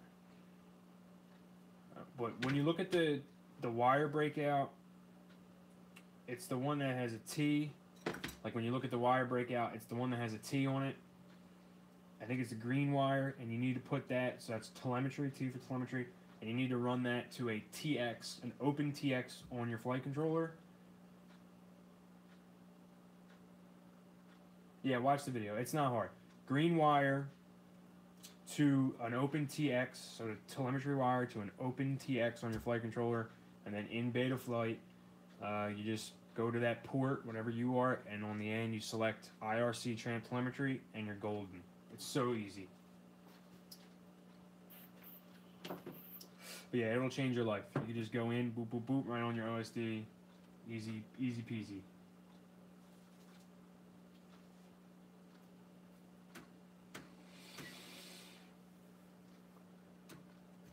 Alright, let's move this guy out of here.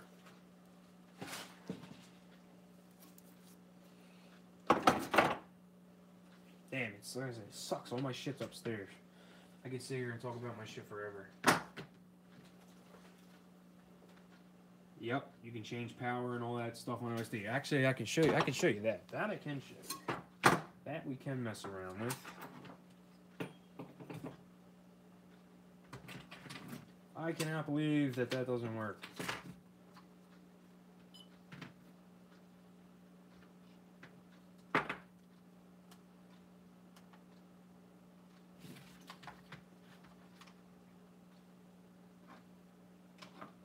Welcome to OpenTX.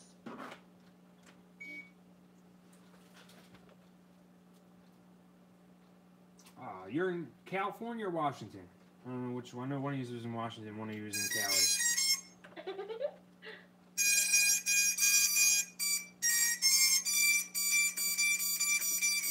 Angle mode. Engine off. Washington. Yeah, I know, like, California is, like, Low battery. forget it. Freaking California's, like, filled with pilots all over. Forget it.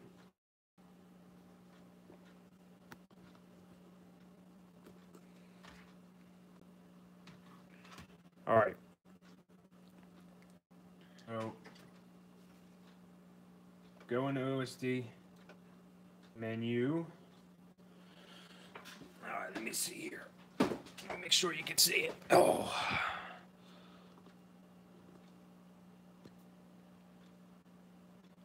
That's creepy. I'm in the video. Alright. So, you got features, right? We're going to go to, so in the list here, like when you hook it up, you got smart audio. It's like disorienting. You got SA for smart audio and TR for tramp, like if you had a Mach 2 or something else. But tramp. So if you see right here on tramp, we got up here it says R8, that's the channel I'm on, 5917, 600 milliwatts. And then you just scroll down if you want to change. You change in, boss cam, fat shark, race band, your channel, whatever you want to do. And then it's going to tell you your frequency. And then you can change your power. And it, you know, it's all stick movements, left and right, up and down. And then you would hit set, confirm, and it would just change. And then you go back, save and exit, and you're done deal. So you can change everything from that.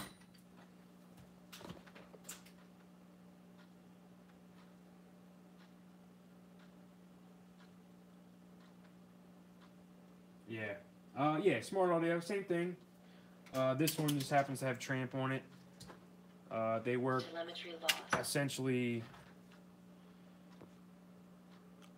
the same. Once you know, it's just two different protocols. That's basically what it is. So tramp telemetry is one protocol and smart audio is the other. They pretty much work the same. There are some minor feature differences in there, but you can do channel, power, band, you know, most important stuff. I know it's like when you're flying by yourself, it's not as, you know, you just set your channel and stuff and you don't have to worry about it. But I do have a group of guys that we fly with. I mean, I fly with the same guys, so honestly, we have our own channels at this point, and like I never use it. But it's just nice to have. If you go somewhere it's a little noisy and you want to switch a channel, try something better, it's nice and easy, nice and quick. You know, definitely these days it's pretty easy to set up, and you shouldn't have much problems. Like this. The Mach 2 is smart audio.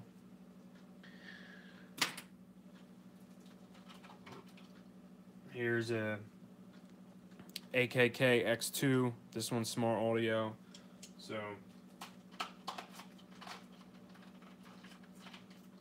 here's a Maytech VTX. This one's tramp telemetry. This one uses tramp telemetry.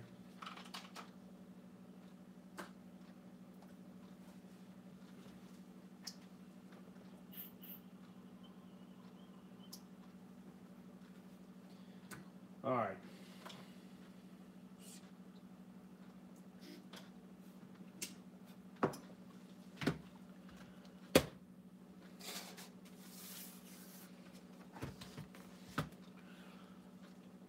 Probably gonna get ready to shut this guy down soon. It's getting late over here. We're hitting midnight on the East Coast. Isn't the internet great?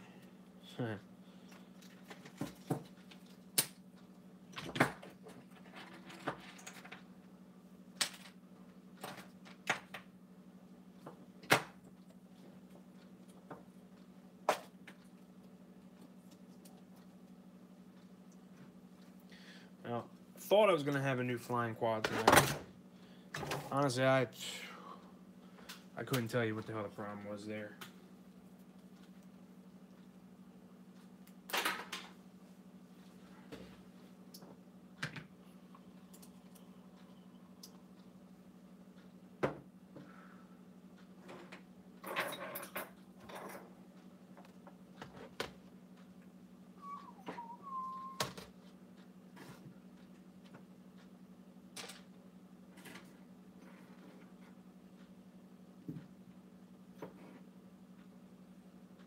Does look good though. This thing does look good. It's gonna be sweet.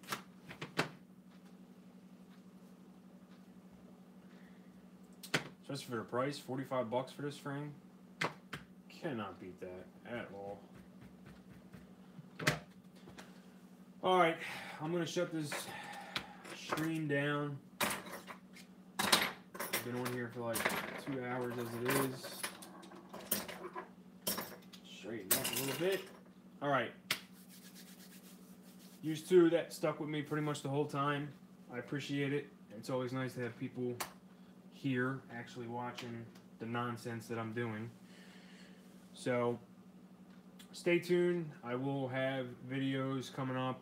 I don't know if I'll be able to do a live stream again to try to do the build again. We'll see how it goes, but you could definitely bet I'll have a video. You know, worst case, hooking up the rest of this heliospring. I'll definitely, if I don't do a live stream, I'll definitely have a video actually connecting this and finishing the build and explaining how this all works and how I get through butterfly and all that shit. But I couldn't even get the new butterfly on my computer. I don't know what the hell's going on with that too. So again, something to figure out. Yeah, that's it. Stay tuned. Again, thanks for watching, and I'll see you on the next one.